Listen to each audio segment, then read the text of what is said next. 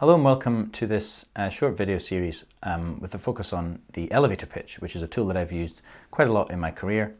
So what I'm going to do is introduce the tool, break it down and explain why I think it's useful, and also there'll be follow-up material including a takeaway that you can use to build your own elevator pitch. So an elevator pitch is a very useful tool for breaking down your business idea into a number of key areas. Just to clarify, this is not an actual pitch to give to, say, investors. This is about clarity for yourself as you're starting the process of a new business. What we're trying to do is break down our business into the fundamental key areas, isolate areas where we're really comfortable and confident and build on that, and also look at areas where we could do with a bit more work. So this is not about sounding super impressive and pitching your business in a particular way. It's about understanding the holistic overview of your business and breaking it down into areas that we can assess, and then ideally moving from there to improve each of those areas. So a typical elevator pitch, when we break it down, covers a number of key areas. Firstly, it's about discussing who our target customer is.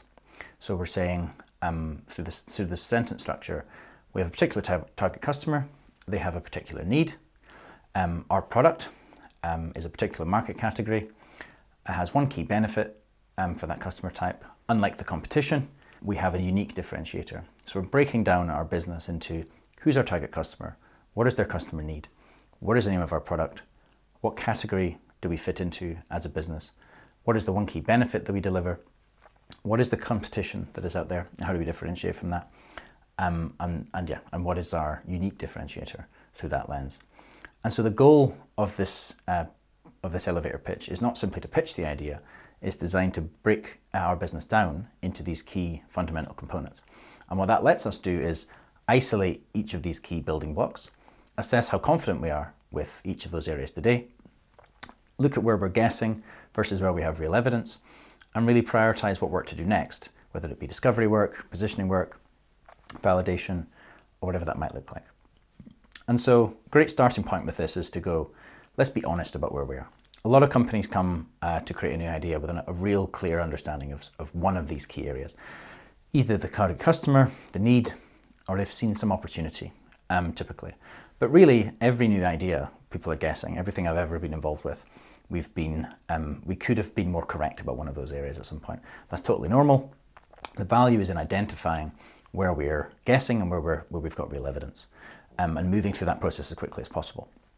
So there's no problem in going through this process. The problem is knowing where we're guessing and knowing where we're not, and really getting that clarity on what to do next. We want to surface our assumptions clearly, and we want then to make better decisions about what we do next.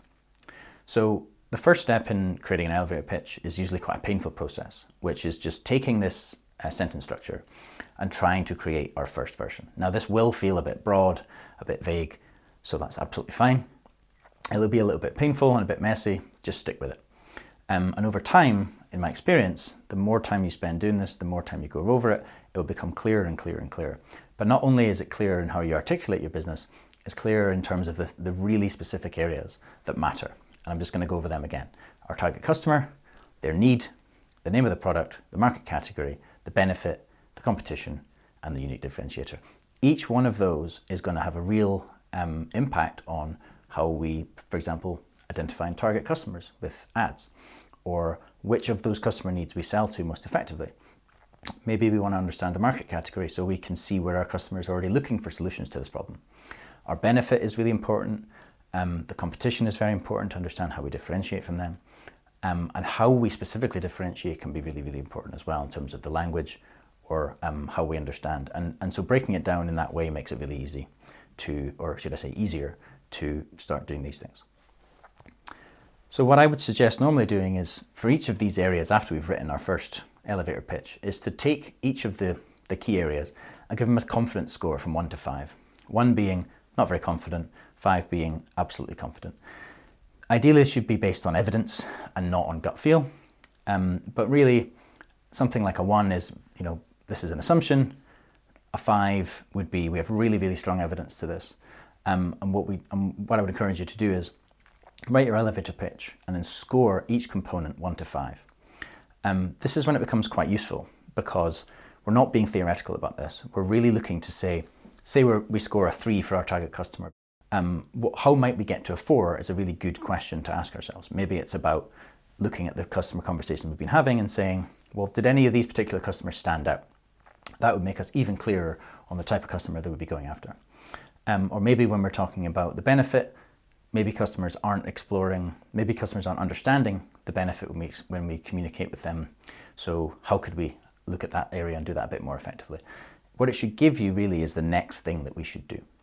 For a customer, ideally they would be specific and findable, i.e. there's a very clear ideal customer profile and we can find them, we can reach them, there's a number of them, we're able to attract and identify who they are. For the problem, it would be around, is this real? Is it evidence-based? Do people keep talking about it? If we're in the category, it's clear, it's understandable, our customers understand that. If it's about the benefit, is it about outcomes as opposed to features? Are people actively experiencing that benefit? If it's about the competition, are we really understanding what our alternatives are? And that isn't sometimes just direct competition. It could be ways in which customers are solving the problem for themselves in different ways using tools that we'd never even understood. So, and finally around differentiation, is it meaningful? Is it defendable? And do people really get it? And so yeah, we're really trying to say for each of these areas, how are we getting on with that?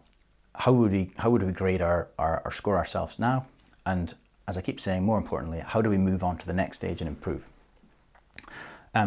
Ideally, low scores are areas that need to be focused on, and high scores are areas that can be refined and improved upon further.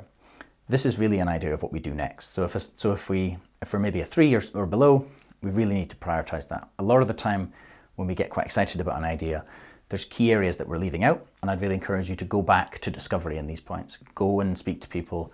That'll give you further clarity or evidence that we're moving in the right direction. Yeah, and a lot of the time it might mean refining how we describe something using a slightly different language. It's always valuable. Or it might mean you realize something that isn't quite as strong as you thought, or something that you really didn't realize would resonate with customers. And that's where the value is, in sort of embracing the uncertainty around that stuff. So in terms of what to do first, what I would encourage you to do is take the handout, create your own elevator pitch using the structure that we've discussed. Use that scoring to see the areas where we're most or least confident with, and then prioritize accordingly to decide where we put our time and effort. We're not aiming for perfection with any of this. We're really aiming for increasing confidence based on evidence and a feeling like we're consistently moving in the right direction. Good luck.